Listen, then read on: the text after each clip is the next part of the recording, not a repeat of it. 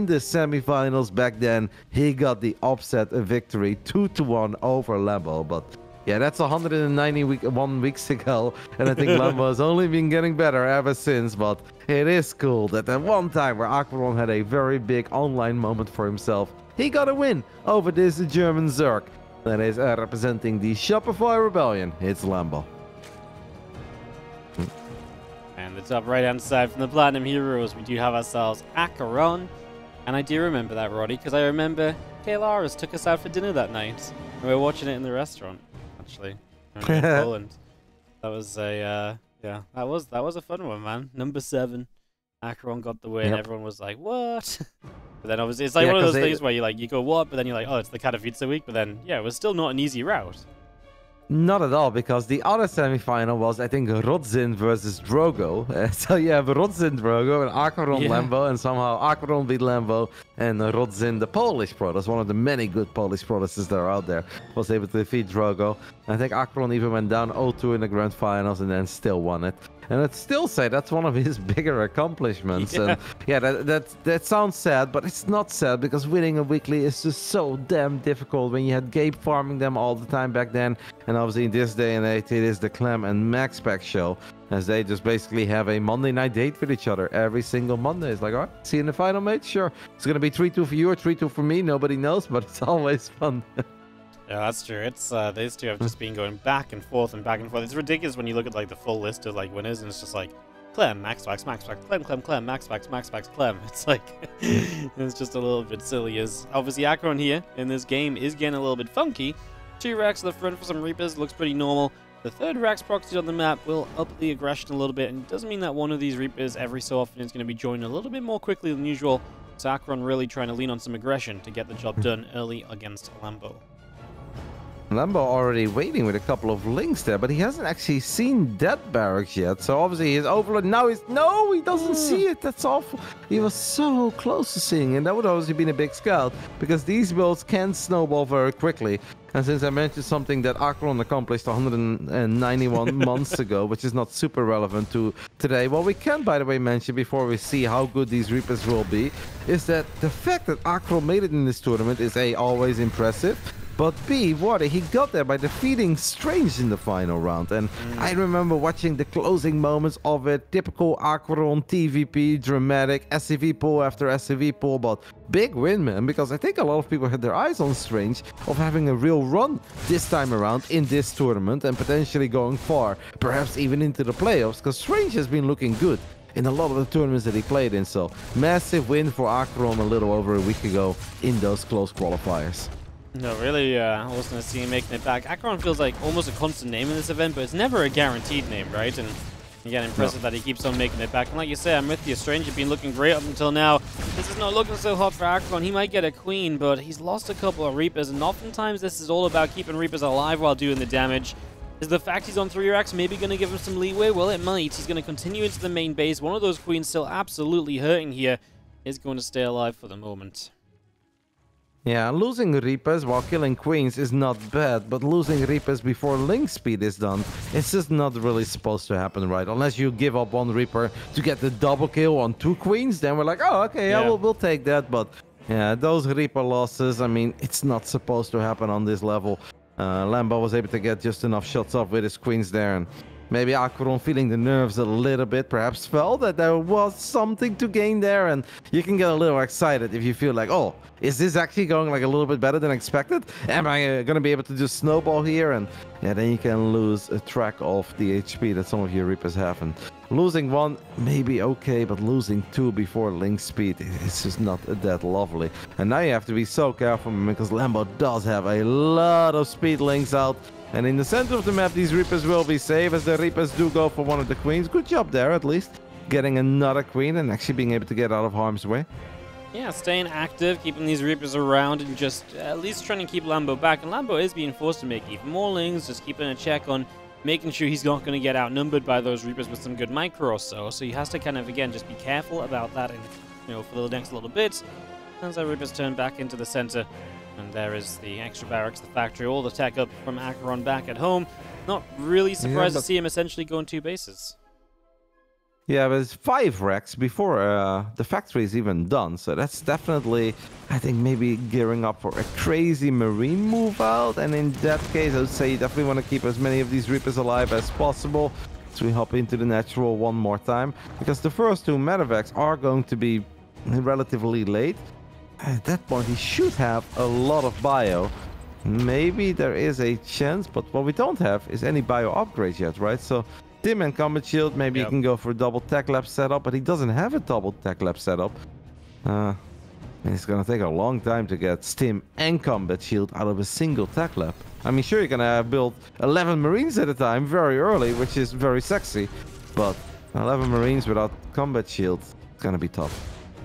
Here's the Lings looking to try and get us around. Grenade goes down. The Lings feel like they've got enough of a jump. The Reapers have to change direction now, getting caught in their own grenades. They're going to be backed up against the corner there.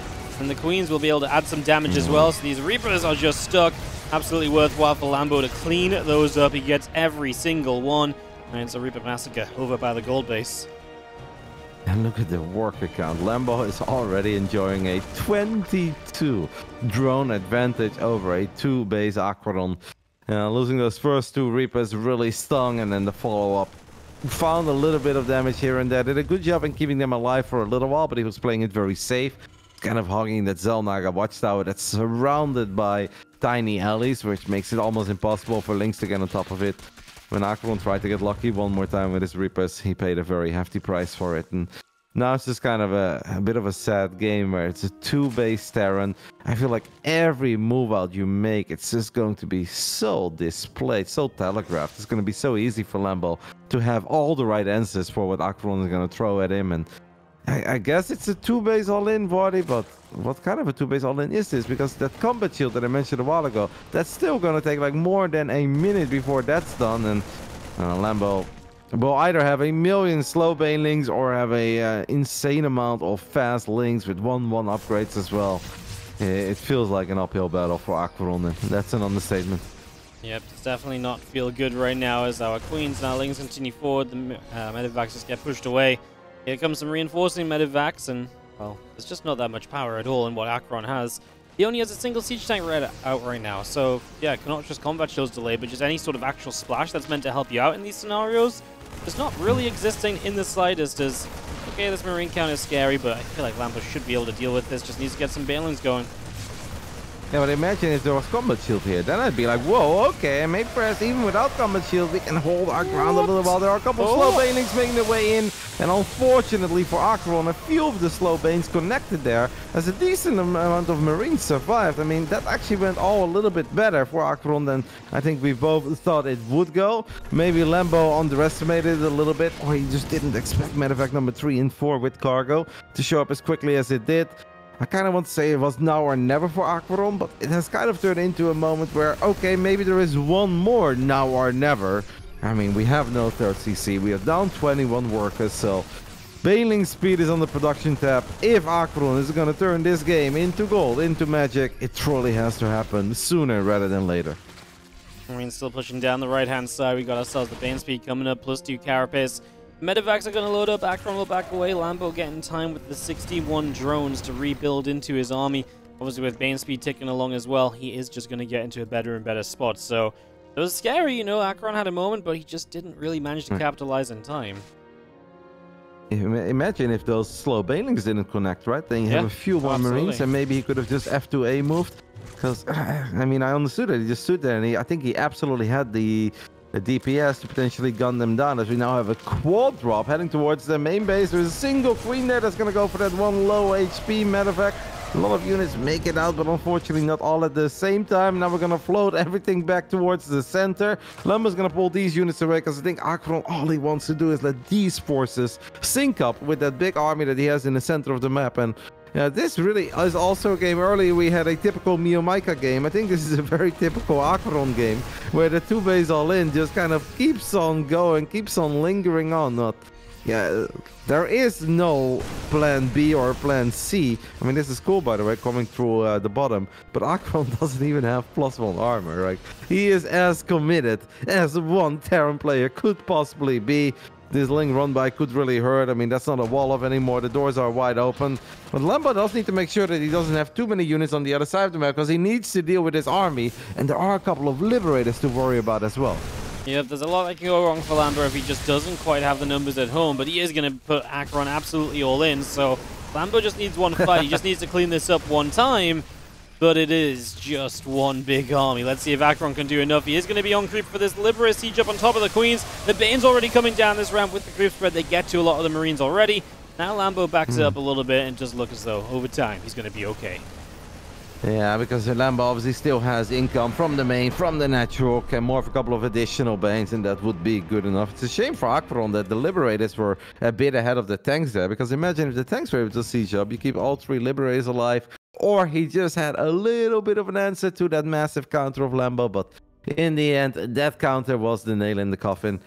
Fun game, typical AqueroN game. A shame that he lost the 2 Reapers that early, right before Link Speed was done, when there were barely any Queens. Maybe those are some of the nerves and an accidental misclick. Because, yeah, with the Reaper builds, especially if you don't go 2 Rex, but you go 3 Rex Reaper, every single Reaper is damn important. And that can make all the difference between it being okay, not great, or actually being amazing, and just picking up that 1-0 lead very quickly off the back of your first 8-9 Reapers, because we've seen that time and time again when the opening is 3 Rex Reaper instead of 2 Rex Reaper. No, very, very true. As Oceanborn's going to be our second map. That's going to be Lambo to try and take a swift start. Lambo came off of a round of 8 finish in the summer season, of course, as well. So looking to try and get himself into that playoff spot once again. Expects to come out of here with a win today. We'll see if he can get it done as we head into map number 2, opening of day 2 on Europe.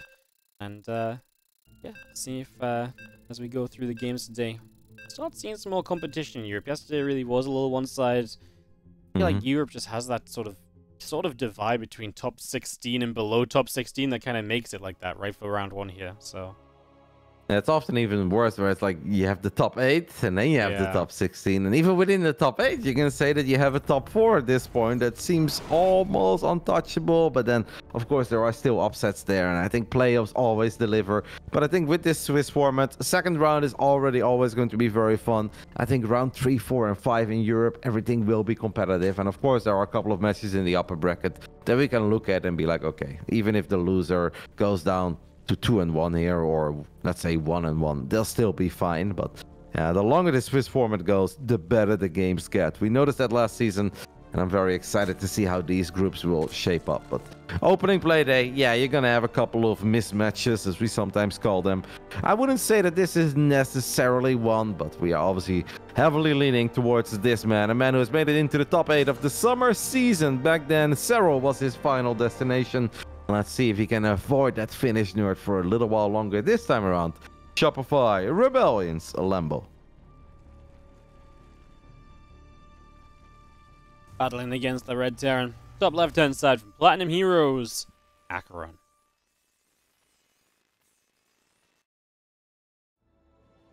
Maybe that's the TLO curse that went over to Lambo. Yeah. Because there was when Neep was the the undisputed best foreigner.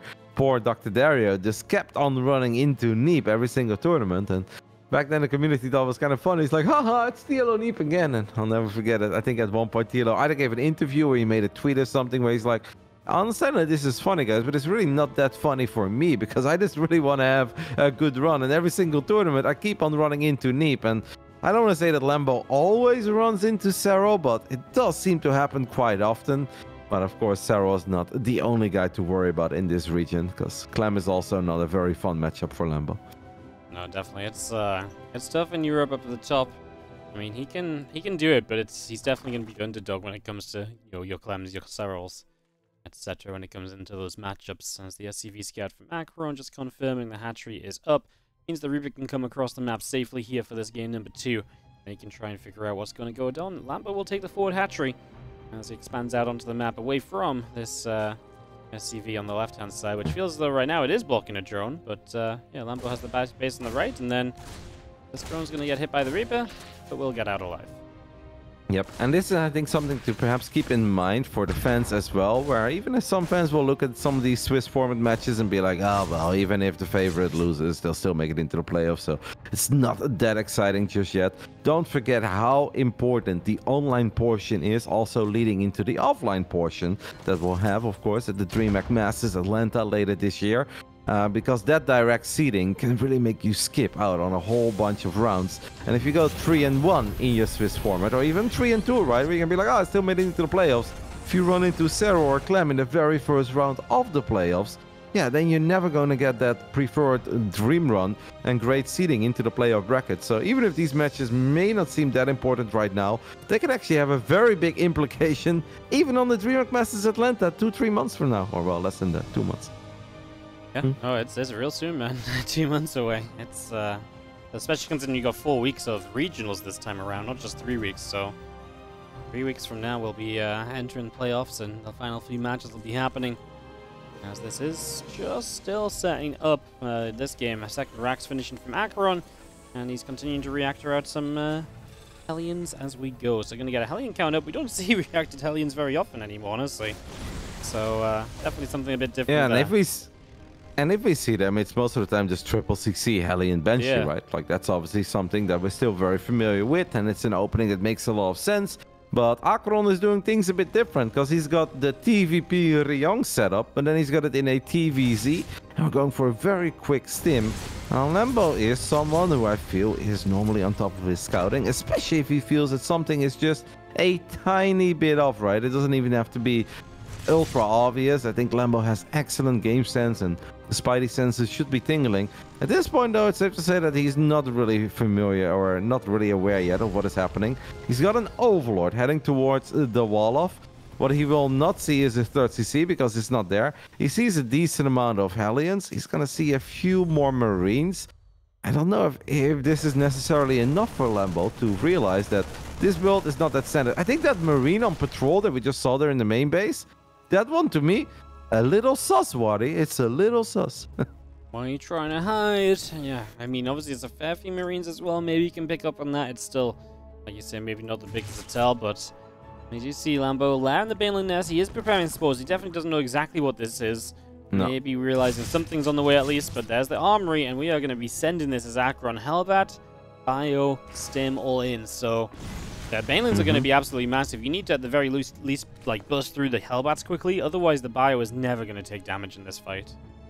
This is a bit of a mix of everything, as we have another TVP special, and that's, I like to call it the Uthermal special, where they pretend that they're building workers, but they're just not building workers, and they hit you with a few more units than you're expecting.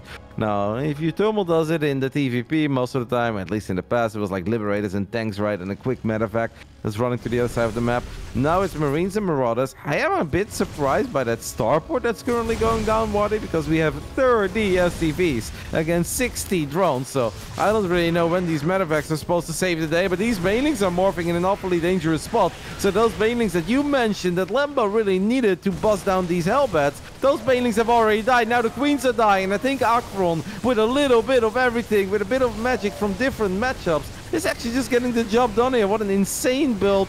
Ultra committed, ultra all in. But it seems that AqueroN is going to pick up a map win here, Wardy. It does look like it. He just dove on through. Some Banelings from the other side will knock down some Hellbats. Lambo not yet losing too many drones. Only a couple have fallen, but obviously his natural is under heavy fire. He's going to need even more Banelings to really bust through, and he does get a couple shots off with the Banes that finish.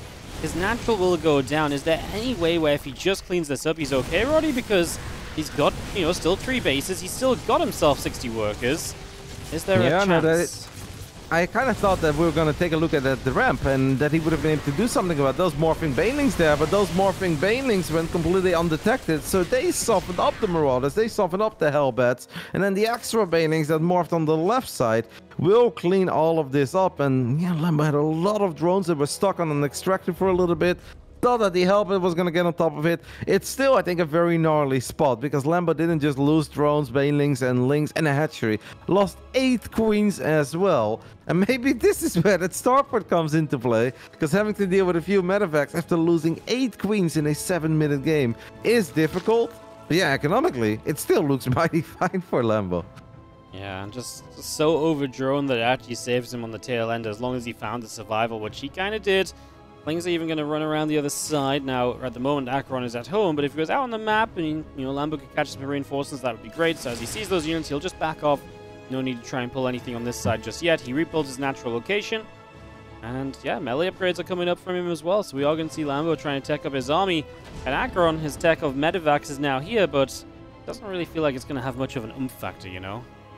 No, we're gonna have a few more barracks. I mean, the Widow Mines have potential because of the Hellbat opening. The armory is already online, and it obviously means that these Widow Mines will be cloaked. Now, Lambo did make a couple of spore crawlers, and one of them took a lot of damage, but I don't know if it actually died. No, it never died. So he still has triple spores, so you can move the spores around and give yourself some detection.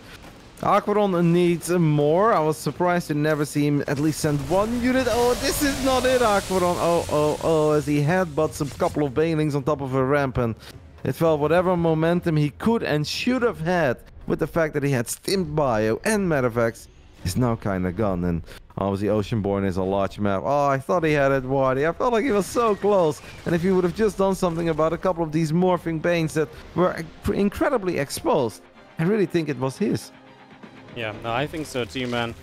He just had such an army that naturally didn't look like it was going to go anywhere. And especially when he caught the first round of Banes and all of those got cancelled, then it really felt like Lambo was going to be in trouble.